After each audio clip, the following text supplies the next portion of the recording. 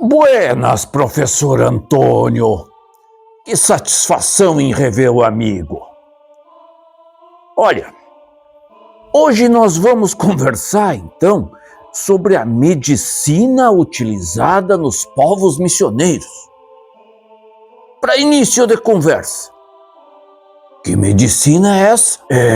Era a medicina indígena ou trazida pelos missionários? Olá, Argemiro! Os indígenas possuíam a sua medicina tradicional, baseada em rituais religiosos e no uso de plantas, de minerais e de partes específicas de animais. Os jesuítas provinham, entretanto, de uma cultura médica baseada nos princípios hipocrático-galênicos, associados aos conhecimentos químicos e botânicos da época.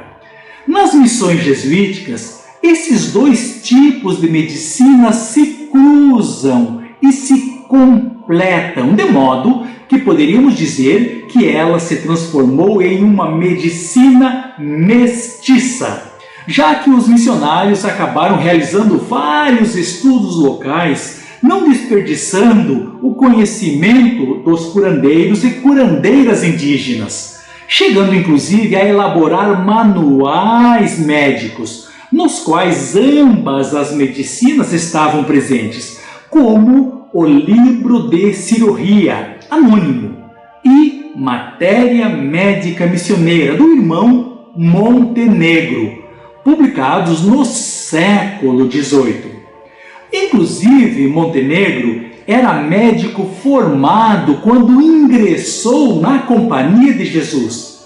Não se pode esquecer também dos estudos no campo da etnobotânica realizados por Asperger, inicialmente por Montoya e tantos outros missionários. Professor Antônio, o amigo poderia falar um pouco sobre a medicina trazida lá da Europa pelos missionários? Argemiro, como disse, os jesuítas seguiam os princípios da medicina hipocrático-galênica, segundo a qual o corpo humano possuiria 4 fluidos ou humores: sangue, fleuma, bilis amarela e bilis negra.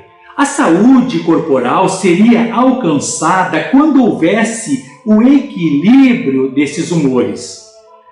A doença aconteceria por conta da desarmonia de tais elementos. Da mesma forma, os temperamentos ou a personalidade seriam definidos pela predominância de um dos humores, de modo que as pessoas eram classificadas como sanguíneas, fleumáticas, coléricas e melancólicas, a depender da predominância de algum dos humores.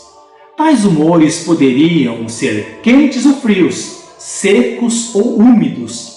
Essas qualidades também estariam presentes nos alimentos, nas bebidas e nos remédios, de modo que os tratamentos médicos a serem aplicados tinham a função de equilibrar os humores corporais. E daí que vem, por exemplo, a ideia de que alguns remédios são quentes ou frios. Isso é, depois de tomá-los, seria necessário, por exemplo, agasalhar-se melhor para evitar problemas maiores.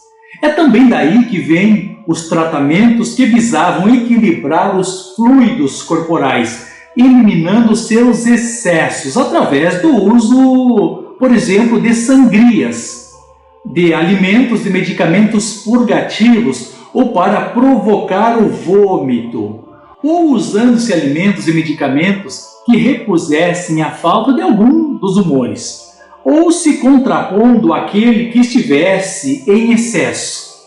E eu tenho uma particular curiosidade.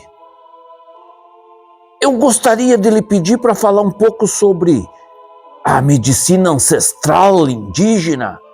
O que o amigo tem a nos falar, nos dizer sobre essa prática? Argemiro, apesar dos diversos registros feitos pelos missionários sobre ela por conta da escassez de tempo, tenho apenas a dizer que, mesmo que as pessoas comuns tivessem conhecimento sobre remédios, havia os especialistas na arte de curar, que eram os xamãs, vistos muitas vezes pelos missionários como feiticeiros, pois além de tratar do corpo dos doentes, realizavam rituais com a finalidade de possibilitar a saúde espiritual, já que a maioria das doenças seriam causadas por desequilíbrio na relação do ser humano com o mundo espiritual.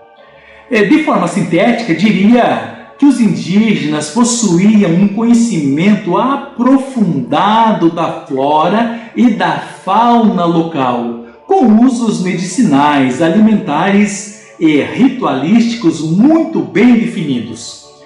O irmão Montenegro, por exemplo, recolhia esses conhecimentos e os medicamentos tradicionais indígenas e depois os enquadrava nos princípios da medicina hipocrático-galênica, analisando se eram quentes, frios, secos ou úmidos, ajustava doses, misturava umas plantas com outras, testava sua eficácia e só depois as utilizava em larga escala. Professor, me parece que seria assim bem interessante que o senhor trouxesse para a nossa conversa exemplos de medicamentos, tratamentos nas missões jesuíticas. Os exemplos são inúmeros, mas eu escolhi apenas o uso de uma planta nos povoados missioneiros, a carqueja, da qual Montenegro conhecia 4 espécies. A planta possuiria propriedades corrosivas, sendo muito utilizada para eliminar tecidos mortos e conter infecções, inclusive nos ossos. Ela deveria ser colhida no mês de julho, seca em maços e guardada para uso durante o ano. Isso evitaria a necessidade de muitos ungüentos inventados para limpar e curar feridas. Montenegro registrou inclusive a maneira de usá-la. Abre aspas. Pegue um maço de carqueja, levemente amassada, e coloque para ferver em cerca de 1,5 litro de água. Ferva até reduzir pela metade. Deixe esfriar, coe e esprema bem. Com o chá morno, em dias frios, lave bem a ferida ou úlcera. Se a ferida estiver infeccionada ou corroendo, adicione um pouco de mel de abelhas ao chá. Para ajudar a cicatrizar e fechar feridas, deve-se secar a carqueja que foi cozida, moê-la até virar um pó bem fino e polvilhar sobre a ferida, depois de lavá-la com chá. Isso cura mesmo feridas muito antigas e com tecido endurecido. Para esse tipo de ferida endurecida, a melhor carqueja é a pequena, fecha aspas. A carqueja colhida verde, sem amassar após fervida, e seu chá sendo misturado a folhas de borragem e um punhado de amambaí-miri, após receber 6 onças de açúcar branco ou de xarope de açúcar clarificado, seria para Montenegro o melhor remédio para curar feridas no peito e para expelir secreção pela boca. Montenegro viu na carqueja propriedades semelhantes ao escórdio, uma planta europeia, que preveniria a putrefação da carne.